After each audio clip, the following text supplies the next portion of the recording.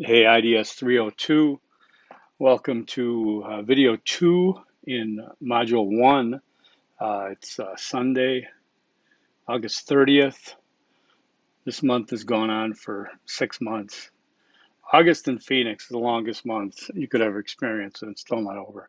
Anyways, welcome. Let me get right to it here. I wanted to, uh, I'm not going to rehash too much of the work. Again, you do need to do work on your own. You need to read on your own. You need to assimilate it on your own, okay? Because this course does not, require um, my videos or any lecturing or any class time. So, I'm trying to be efficient and give more clarity. As some of you know who I've spoken to on the phone and things, I just prefer this communication more than emailing, okay, or typing everything out. So, one thing I wanted to touch on is in the module you had for module 1, you had the IRB ethics info. That's an important page to read to understand, to get context that universities and institutions have to address any ethical uh, dynamics of the research to get it approved so that it's done on a legit basis. There is a lot of cases where ethics are not followed. We had a huge case here in Arizona.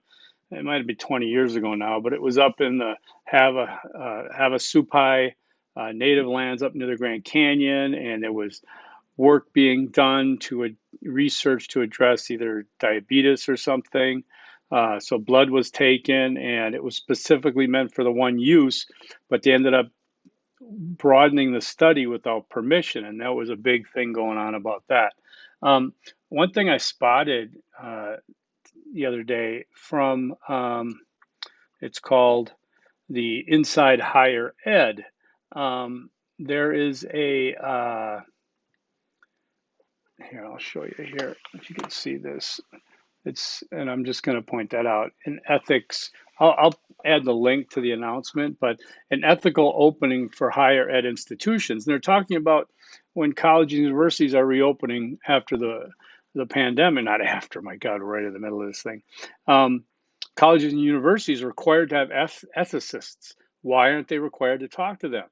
The question resonates in this pandemic time because so many COVID issues, such as whether and how to reopen in person, raise serious ethical questions. So, this is an article talking about IRBs in universities and why it's important that an IRB would demand a risk benefit analysis of in person instruction. There's a lot of different things that an IRB would do. I'm going to add this link, but it was it resonated clearly with what we're doing now in this course, right? Learning about research, learning about knowledge, being a better consumer of knowledge, and then developing your own research, okay? So I'll add that link. One thing I want to touch on again is the new late policy. I sent out that announcement in an effort to maintain a certain sense of flexibility with a sense of integrity for the class, the coursework. I'm just going back to the late policy, but I'm cutting the point penalty in half. So instead of 10% per day for 5 days, that's it, doing 5% per day cumulative, well, 5, 10, 15, 20, 25%, then that's the cutoff, okay? Um, and for whatever reason, it's just that I think that finds the balance to it. I don't, I, you know, I'm trying to be approachable and gregarious or whatever, flexible, but I don't want to be a pushover either. So, we can't, we have to stay on target here because the work in this course is just starting and you'll be able to handle it just fine if you don't procrastinate, right? Okay.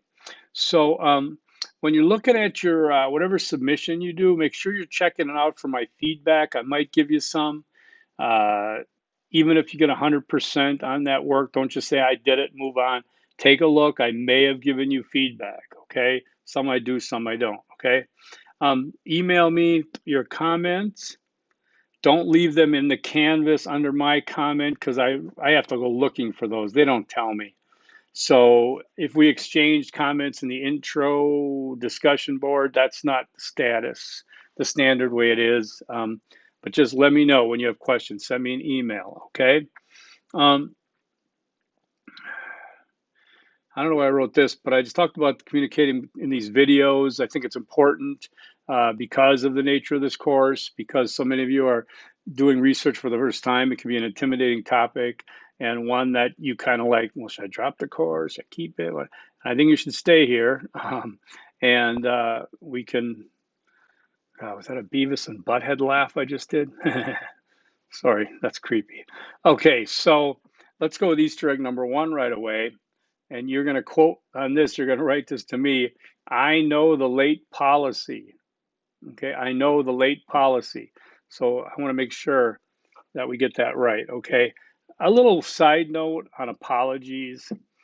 Please, I beg of you, do not send me an apology unless you intentionally tried to hurt me, tried to, you know, damage me somehow, which you probably can't, or you could, hey, creepy old guy, we hate you. Um, don't apologize. Don't apologize for late work. Don't apologize for, this is out of your character. Don't apologize. So many people apologize. Don't do it, okay? Because A, you're not hurting me, so no apologies necessary. B, I don't judge anybody's character on turning in assignments late, missing a deadline, okay? Please don't, okay? Get past that in life generally because it's not a good look, okay? Be yourself, turn it in, take your hit, move on. I don't judge you. I hope I get a chance to meet everybody at some point. God, I hope so. You know what a mask does to this beard when I wear it? Oh my God, talk about, you know, you guys can wake up with bad hair. I got to deal with this thing when it gets masked up. But hey, that's my issue, right? So no apologies necessary. I think you're all doing great, and I don't mind. You know, be late, be early, what have you. All right, so let's talk about the research topics that you submitted. If I gave you 0, you didn't follow the instructions, and so resubmit that, follow the instructions. I made a mistake and I put it down as a text entry or document, and it should have just been a Word doc. All right, your topics are good, but here, okay, let's see how I get into this. Let's talk first about formatting, okay? I'll put a page up in Tanner step 1. Let me see, do I have anything now? Oh, yeah, I do. Okay, so looking at this submission for Tanner step 1, let's just skip to the I think of the formatting as the structure. Like if you were going to go buy a house and you looked inside and all the furniture was glorious and beautiful and set up just lovely, you thought that was great.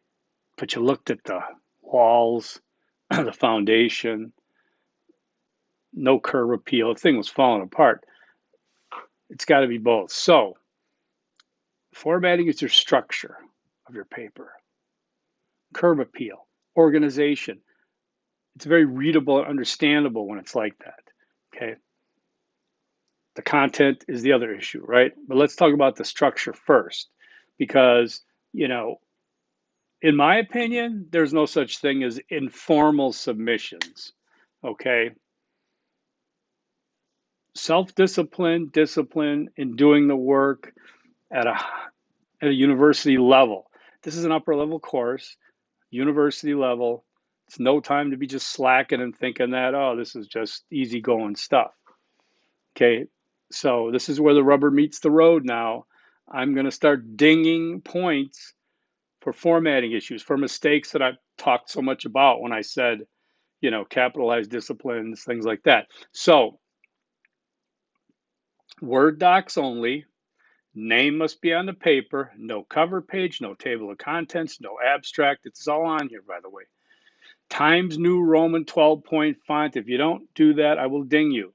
Double line spacing. If you don't know what that is, find out, do it. Paragraph indents, not a bunch of page gaps. I don't want everything without any paragraph indents. Write your sections, but don't leave line gaps, okay? Line gaps are not paragraph indents, okay? Um, no extra lines between paragraphs, between sections is okay. Subsections must be in subheads, bold is fine. In-text citations must be in APA format, okay? All in-text citations need to also appear in the works cited list. Works cited list must be alphabetized by last name. Works cited list needs to be in hanging paragraph format. If you don't know what that is, find out or ask me. Don't just assume it's a paragraph. It's a hanging paragraph. It's a lot different. Okay, works cited list must still be double line spaced, no gaps between entries. Okay, all entries in a works cited list need to be in the body of the paper, and all works cited in the body of the paper need to be in the works cited list. All right, and no pronouns, no I, me, my. So looking at this, it's not that difficult to follow. I know it's like, oh my God, there's so many rules. Yes, because you're not texting me, you're writing a paper, okay? Um, so one of the things I wanted to say here was, okay, in-text citations, okay, APA format. Now, APA format scares a lot of people because then they start looking at, say, abstracts and all this stuff. I'm just saying, the in-text citation need to be APA format. That means, how can I explain this? Okay, let's say you're doing a quote out of a book. Open quotes, the quote, closed quote, space, open parentheses, last name, comma, space, year, closed parentheses, or page number if you have that as well. Then comes the period in the sentence. In-text citations do not start sentences. So if you're writing a quote, put a period on it and then put your citation and start the next sentence. You are not doing it correctly. You'll get dinged.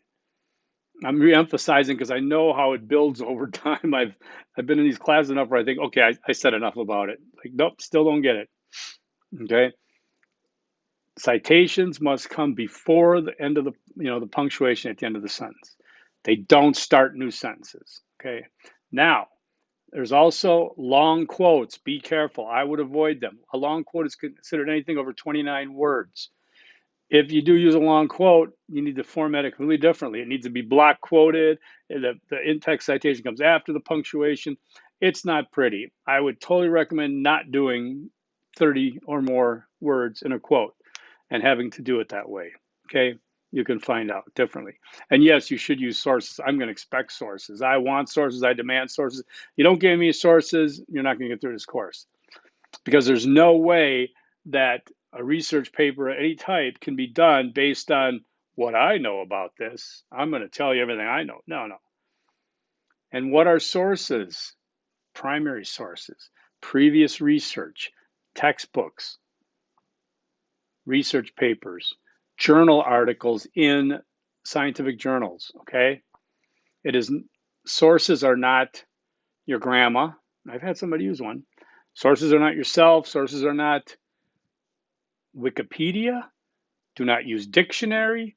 Do not use any pedia, encyclopedia. Do not use Forbes.com. Do not use New York Times unless you are sprinkling that on top of a lot of other scientific ones. I know some of you have taken current topics like COVID, CBD, things like that. You're going to find a lot of newspaper articles on this. Don't overdo it with that. These need to be, this needs to, what you're trying to do with sources is back up what you're writing. You're backing it up. You're showing the research that's come before you, because the sequence of events again on this on research is research came before you. You're doing research to add to the body of knowledge. You're going to tag off to future research. Okay. So if you have any questions on that, let me know. All right. But you got it. Trust me. You go to the library, ASU library website. Okay. You're logged in. You search your topic, whatever you want. You guys know how to search under different types of words, right? You'll see a filter. It'll say full text online, bam. And you'll see another one that says primary sources, peer reviewed sources. Click on that and you can't go wrong. All right. Now, inevitably, some people are gonna tell me they can't find anything, can't find anything good. Let me know, okay? And I'll go through that with you and show you how to do that. Okay. So um, I know that's a lot to give out on this. That's why I didn't want to talk a lot about the work we've had. I want to move forward on this. So Easter egg number 2 is follow the format. Follow the format. All right. All right. So work on that. Now, Tanner 1. Tanner step 1. This is the first step, first part of your big paper, right? It's worth 100 points. Really? No, it's not worth 100 points. I'm sorry. My God, I didn't change the text on that. I think I increased the points moving forward. Tanner step 1 is 50 points. But it's important, very important. Okay, I'm saying that I could even give out extra points for real good ones, right? So read the instructions clearly. Tanner step 1 is define a complex issue or problem, be specific, and provide background information concerning the issue problem. Okay, so include 3 sections. Wait, let me see if I have a good sample. Hold on, because I thought I changed this already. Use the samples everywhere I give you. Yes, real good sample. Oh, excellent sample. This sample is excellent. Let me see the other sample. Oh no, that's a sample of a final paper. Okay, so let me clear that up because what I'm saying here is include the 3 sections. These are subsections, I guess you could call them, subsections. They can be in bold. All times New Roman 12 is fine. If you want to make the subsections a hair bigger, that's fine. Okay, I'm not going to lose it over that, but I don't want color and I don't want highlighting, and don't put any links in the paper. Okay, I guess I'll have to write that out too. All right, so you're going to do a statement of problem, purpose of the study, significance of the study. Use these samples. They are so good. All right, now the sample of the final paper I put in here so you can see, get a context of what you're doing. You're not just plowing through blindfolded. This is what you're doing for the class, the final paper. Take a look at it. It's a good one, but I'm going to give you samples in every paper. And if you follow the structure of those samples and put in your content, you're going to kill it. You're going to ace it. You're going to hit it out of the park. Okay. If you try to reinvent the wheel, then you're going to probably run into some trouble. All right. So remember that. Let's see here. Okay. So the 3 topics, use the sample. I'm going to give you a hint of what's coming. All right. What we're doing, and you'll see this from the final paper, is you're going to do Tanner step 1, Tanner step 2, is going to justify the interdisciplinary aspect. Tanner step 3 is going to be a annotated bibliography. 4 and 5, you're getting into your data, your analysis. Now, remember when I said at the beginning of the course that research at this level means you're adding to the body of knowledge in your field, however incrementally, eyedropper in the ocean. You got to add something, okay? If you don't, you're just compiling info, right? So what are you going to add? What are you going to discover? Well, I'm going to make that fairly simple for everybody. You're all going to be doing a survey of random adults. Emphasis on random adults, 18 and over, past my age even. You're doing a survey. I'm going to show you how to develop the survey. I'm going to show you exactly, I'm going to have videos about how to make the survey on SurveyMonkey. I'm going to show you exactly what to do, piece of cake, but I want to give you contents. And how am I going to get, that's your data. Each one of you is going to have the same research title question for your data collection. And that is going to be, and I'm going to talk more about this, what are some of the opinions, perceptions, and experiences regarding blank? You fill in that blank with your topic. Regarding COVID-19, regarding Black Lives Matter, regarding artificial intelligence, regarding health and wellness in America, regarding the current political climate. So what are some of the opinions, perceptions, and experiences regarding blank, comma, revealed in a survey of random adults?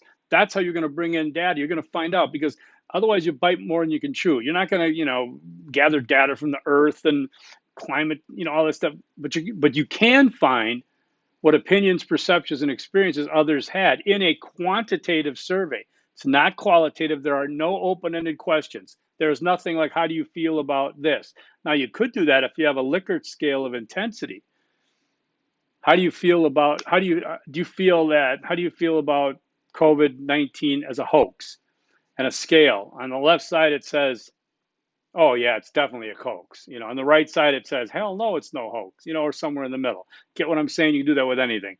So there are no yes and no questions. There are no open-ended questions. I'm going to get on all that, but just so you know, that's how you're going to gather data. This is fun. Most of my students have reflected on that as being one of the best parts of this course, getting to do the survey. They want to do again. They want to do other surveys for the other courses. It's really good. Okay. And we'll talk more about that. If you have questions, let me know, but that's a few weeks away yet, okay? A couple weeks, I know we don't have that much. All right, so that's the name of the game here. I went to 21 minutes, longer than I thought, but I really wanted to emphasize a lot about this paper as we get going. I want to see you do it really well. Let's go with Easter egg number 3. Just a reminder that there should be no I, me, or my.